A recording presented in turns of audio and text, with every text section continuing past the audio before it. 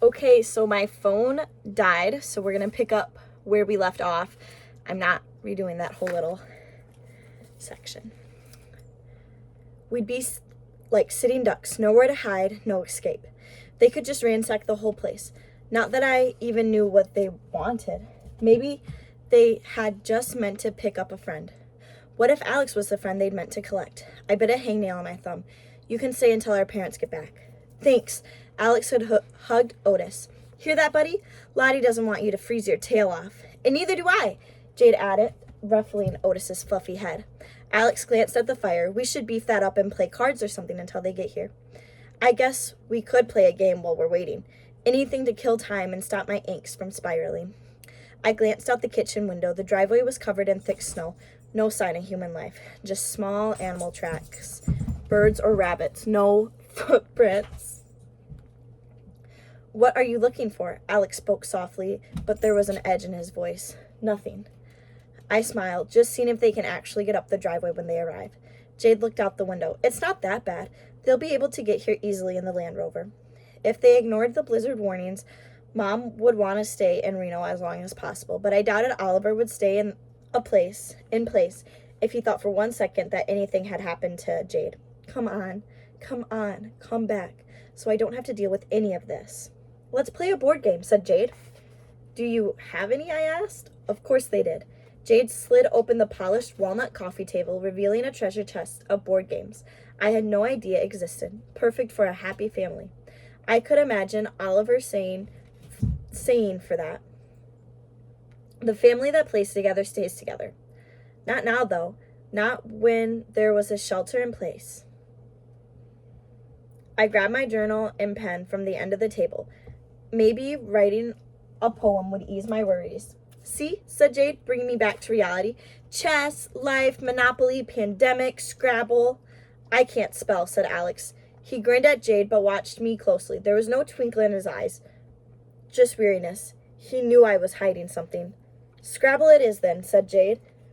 We set up our flashlights around the edge of the table until Alex pointed out that if we might want to save batteries. So I lit a roll of tea light candles that ran across the mantelpiece and set them on the corners of the coffee table instead. The candles sent out long, flickering shadows up the walls. It was now daylight, but the snow clouds cast a slate gray dimness over everything. I blew on my fingers, in between pulling out wooden tiles from a black velvet bag. I startled at every sound, thinking that behind each gust of wind, each plop of snow was a tire or a footstep. That our parents had arrived because getting back to us was way more important than obeying a blizzard warning. I tapped the tip of my pen against my journal. Please stop. Can you please stop? What's that? Alex asked. Nothing. I shoved it under the sofa.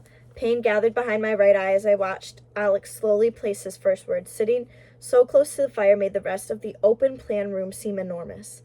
The vaulted ceiling soared above, and the mounted deer head watched from the mantelpiece with its black beetle eyes, black and white. Snow and silhouettes, life and death. Lag, he said, laying the tiles in the middle of the board. Yes, time was definitely lagging. I placed my letters, hoping Jade was paying attention. Alex nudged the board. That's not a word. It isn't written. I touched each tile and read it out loud. Blackguard. A smooth-tongued liar. Is that where you're from? Asked Alex, ignoring my definition. Apparently, I answered, exaggerating my English accent. Apparently. Jade looked impatient at Alex. It's a word. I looked it up. She held her pocket dictionary for Alex to see. She was ready for anything. The radio announcements wouldn't even freak her out. She'd probably had blizzard survival training from Oliver, the perfect dad. I wish I'd learned more from mine, the professional explorer, apart from how to survive being abandoned. Not that I'd even figured that out. Perhaps I should tell Jade, but not Alex. Not until I knew what he was really doing here. I narrowed my eyes. If your aunt's cabin is so close, why did you need a ride there? I spun the letter Y between my fingers. It's snowing hard, in case you haven't noticed. Jade laid down the word liar, using the R from blackguard. Come on, it's like you're both out to get me, said Alex. He added an S. Ha! Triple word score for blackguards. Not bad. I laid out blizzard and raised my brows at Jade. You need 2 Z's, Jade pointed out, totally not getting the hit. It wasn't just an incoming storm, it was an incoming blizzard. Yeah, cheat, said Alex. I thought I was the only one who couldn't spell. He stood stretching his legs. His eyes went from the telescope to the window and back to the telescope. I stared down at my letters. This wasn't going to work. How did you find us? I asked. It's not like you were on a direct path to anywhere else unless you got wildly lost. Well, those solar flares. Auroras, said Jade. The solar flares cause the auroras. You can't see solar flares without a telescope. She glanced at it, safely locked away in its case. Those auroras, Jade continued, lit up your cabin like a beacon. But that was way before you knocked. It's your turn, Alex, said Jade, cutting in between us, and I'll trade you this so you can spell blizzard correctly. She placed her blank tile on the board, fixing another one of my mistakes. Alex sat back down, facing me. I heard his footsteps before the key rattled. He'd waited for us to go to bed. Had you been here before? Alex shook his head. Of course not. Why would you think that? He placed the letters to make fool. He'd caught on to my game. I'm sorry. I shrugged, all innocent. I just wondered, I said, and handed him a bag of lettered tiles. The fire dwindled. There might be updates. The blizzard warning might be canceled. They might even know when the power would be back on, and the sun would come out, and the birds would start singing, and Mom and Oliver would drive with donuts and lattes. Yeah, right. I spun the flashlight in my hand. Alex played with his jacket zipper, up, down, and glanced out the window. That boy had no poker face at all. We're going to have to make a better fire, if your parents don't turn up soon. He added the last log so it didn't dry up quickly and dwindled into soft embers.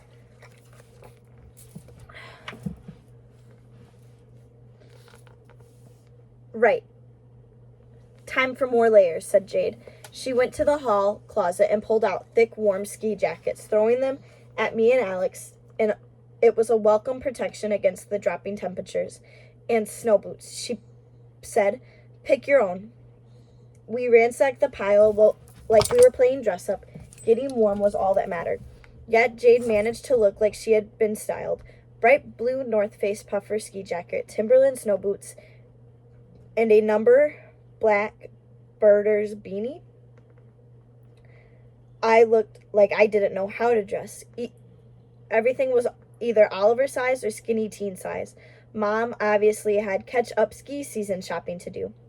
Luckily, I had small feet and could wear Jade's cast-off, dirty snow boots. Alex just looked like Alex in a cool teal Patagonian ski jacket and Oliver's brown Timberlands. Annoying. I don't know what my dog is doing, sorry. I shivered even under my long sleeve. I prefer boys with brains, zombie t-shirt, my old fleece, Mom's vest, and 2 big forest green ski jacket. We sat down in a semicircle by the fireplace. I shook the bag of letters like any of us cared about the game. Where are they anyway? Alex patted the rug and Otis fought beside him. Reno for their honeymoon. Jade flicked my shoelace. Your turn. As I picked up a tile, we heard a vehicle rumble outside. It sounded close. At the end of the road. Jade rushed to the front door. I raced right behind her. Clearly we were both dying for it to be Mom and Oliver. But once we opened the door, I recognized the engine rumble all too well. The red pickup truck slowed down at the end of the driveway, saw us, and sped by, flinging fresh snow in its wake. Jade stood, gazing after them. That's so weird. Why would they come back? I shook my head. Lost again? Doubtful. I stepped back from the open door. Don't let in the cold. Don't let in the cold.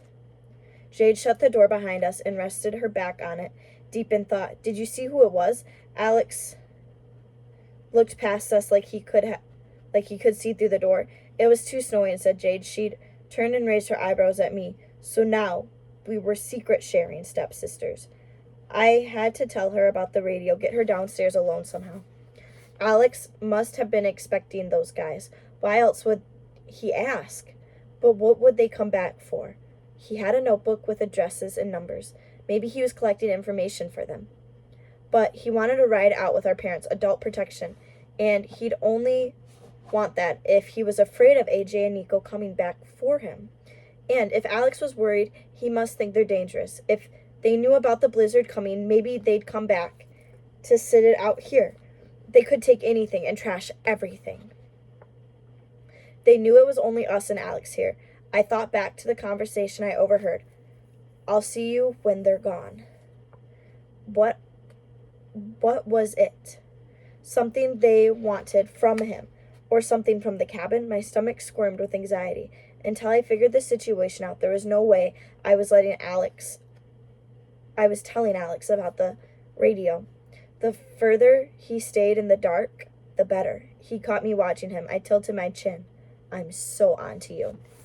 That's where we're ending for now. Come back for chapter 10 and the rest of the book. And I hope you're enjoying. Sorry about my dog.